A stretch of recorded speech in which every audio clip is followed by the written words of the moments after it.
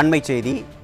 பரபரப்பான அரசியல் சூழலில் தமிழக சட்டப்பேரவையின் 2ஆம் நாள் கூட்டத்தில் பங்கேற்பதற்காக அதிமுக பொதுச் செயலாளரும் சட்டமன்ற எதிர்க்கட்சித் தலைவருமான எடப்பாடி கே பழனிசாமி தலைமையில் கையில் கருப்பு பட்டை அணிந்து அதிமுக சட்டமன்ற உறுப்பினர்கள் சட்டப்பேரவை கூட்டத்தில் பங்கேற்றுள்ளனர். கூடுதல் விவரங்களை தலைமை செய்தியாளர் ஜெயக்குமார் வழங்க கேட்கலாம். ஜெயக்குமார், வணக்கம். விவரங்களை சொல்லுங்க. வணக்கம் அருண்.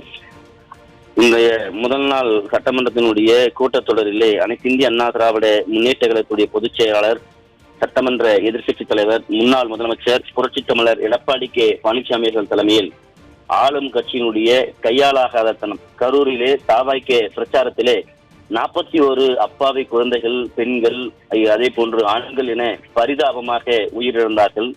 அந்த சம்பவத்தை கண்டித்து, குறிப்பாக திமுகவினுடைய கையாலாகாத தனத்தை கண்டித்து, காவல்துறையினுடைய கையாலாகாத தனத்தை கண்டித்து, தமிழகத்திலே கிட்னி முறைகேடு தொடர்பாக திமுக நிர்வாகி, திமுகவினுடைய அந்த விசாரணை என்பது முறையாக நடைபெறவில்லை, அலட்சியத்தோடு நடைபெற்றிருக்கிறது.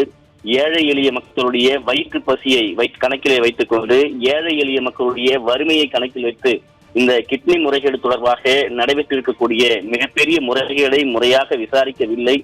அதே போன்று இந்த குழந்தைகளுக்கு வழங்கக்கூடிய அந்த டானிக்கில் முறைகேடுகள் நடந்திருக்கிறது. அதன் மூலமாக பல குழந்தைகள் பல்வேறு மாநிலங்களிலே உயிரிழந்திருக்கிறது. இது முறையாக விசாரணை நடத்தப்படவில்லை என்கிற பல்வேறு சம்பவங்கள், குறிப்பாக திமுக அரசினுடைய கையாலாகாத தனத்தை கண்டித்து இன்றைக்கு அனைத்து இந்திய அண்ணா திராவிட முன்னேற்ற கழகத்துடைய பொதுச் செயலாளர் புரட்சி தமிழர் எடப்பாடி கே பழனிசாமி அவர்களுடைய தலைமையிலே கையிலே கருப்பு பட்டை அணிந்து தங்களுடைய எதிர்ப்பை தெரிவிக்கும் விதமாக அதிமுக சட்டமன்ற உறுப்பினர்கள் அனைவருமே இன்றைக்கு சட்டமன்றத்திற்கு சென்றிருக்கிறார்கள்.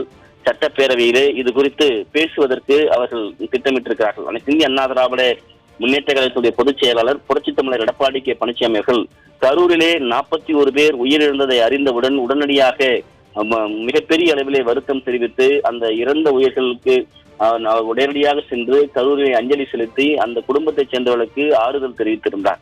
அதே நேரத்திலே செய்தியாளர்களை சந்தித்து பேசுகிற போது இந்த 41 பேர் உயிரிழந்ததற்கு காரணம் காவல்துறையினுடைய அலட்சியமும் திமுக அரசினுடைய கையாலாகாத தளம்தான் காரணம் என்று குற்றம் சாட்டியிருந்தார். அதன் பிறகுதான் அந்த இடத்தில் இருந்துதான் இந்த விசாரணையுடைய தன்மையே மாறியது.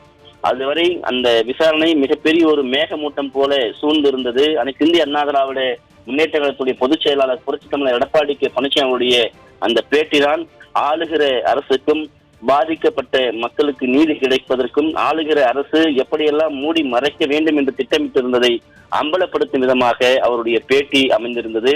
தொடர்ச்சியாக அனைத்து இந்திய அண்ணா திராவிட முன்னேற்ற கழகத்துடைய பொதுச் செயலாளர் புரட்சி தமிழர் எடப்பாடி கே பழனிசாமி அவர்கள் தமிழகத்திலே மக்களை காப்போம், தமிழகத்தை மீட்போம் என்கிற எழுச்சி பிரச்சாரம் மேற்கொள்கிற போது கூட தமிழகத்தில் பல்வேறு சட்டமன்ற தொகுதிகளிலே முறையான பாதுகாப்பு ஏற்பாடு செய்து கொடுக்கப்படவில்லை என்று பட்டவர்த்தனமாக ஒவ்வொரு அந்த உரை நிகழ்த்தக்கூடிய பகுதியிலே பேசியிருந்தார்.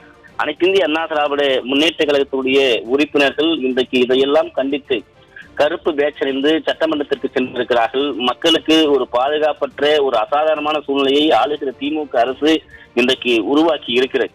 குறிப்பாக காவல்துறை இதுபோன்று எதிர்க்கட்சிகள் அதே போன்று நடத்தக்கூடிய மாநாடுகள், பிரச்சாரங்கள், பொதுவெளியிலே பாதுகாப்பு குறைபாடுகள் காரணமாக மக்களுடைய அப்பாவி உயிர்கள் போவதற்கு மிகப்பெரிய காரணமாக அமைந்திருக்கிறது.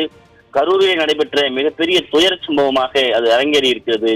இதனை கண்டித்துத்தான் இன்றைக்கு அனைத்து இந்திய அண்ணா திராவிட முன்னேற்ற கழகத்துடைய சட்டமன்ற உறுப்பினர்கள் அனைவருமே அதிமுக பொதுச் செயலாளர் புரட்சி தமிழர் எடப்பாடி கே பழனிசாமி தலைமையிலே கருப்பு பட்டை அணிந்து தங்களுடைய எதிர்ப்பு குரலை வலிமையாக சட்டமன்றத்திலே வைப்பதற்காக சென்றிருக்கிறார்கள். அனைத்து இந்திய அண்ணா திராவிட முன்னேற்ற கழகத்துடைய முன்னாள் அமைச்சர், தலைமை செயலாளர் SP வேலுமணி அவர்கள், அனைத்து இந்திய அண்ணா திராவிட முன்னேற்ற கழகத்துடைய பொருளாளர் திண்டுக்கல் சீனிவாசன், அனைத்து இந்திய அண்ணா திராவிட முன்னேற்ற கழகத்துடைய முன்னாள் அமைச்சர் RB உதயகுமார், அதிமுக சட்டமன்ற உறுப்பினர்கள் அனைவருமே அந்த கருப்பு பேச்சோடு செல்லக்கூடிய அந்த காட்சிகளை நாம் பார்த்து வருவது குறிப்பிடத்தக்கது. விவரங்களை வழங்கியமைக்கு நன்றி ஜெயக்குமார்.